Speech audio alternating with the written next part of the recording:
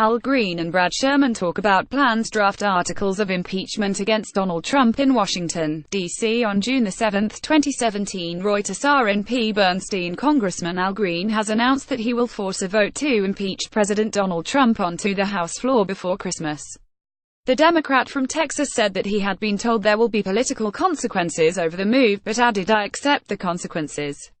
Mr. Green had unveiled articles of impeachment last month, but did not force a vote at that time, as he said he wanted the public to be able to consider them first.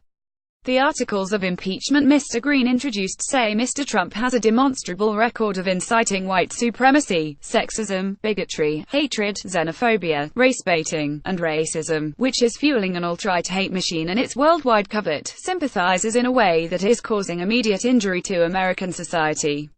It recounts a long list of Mr. Trump's divisive, racially charged rhetoric and false claims, including his comments that protesting son of a bitch NFL players should be removed, his equivocal response to white supremacist violence in Virginia, his disparaging of Puerto Ricans recovering from hurricane devastation, and his lie that millions of immigrants voted illegally.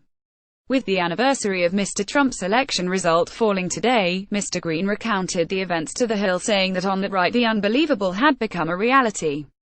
Mr. Green said that he is eyeing his legacy, despite talk of impeachment having been downplayed by others in the Democratic Party.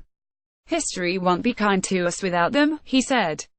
Mr. Green is among the most vocal in a contingent of Democrats who have been clamoring for Mr. Trump's impeachment, arguing the president has demonstrated he is not fit to serve. Some Congress members have argued that Mr. Trump is psychologically unstable enough to merit removal. Trump NFL owners are scared of their players. If he does force a vote, Mr. Green would take the most concrete step yet.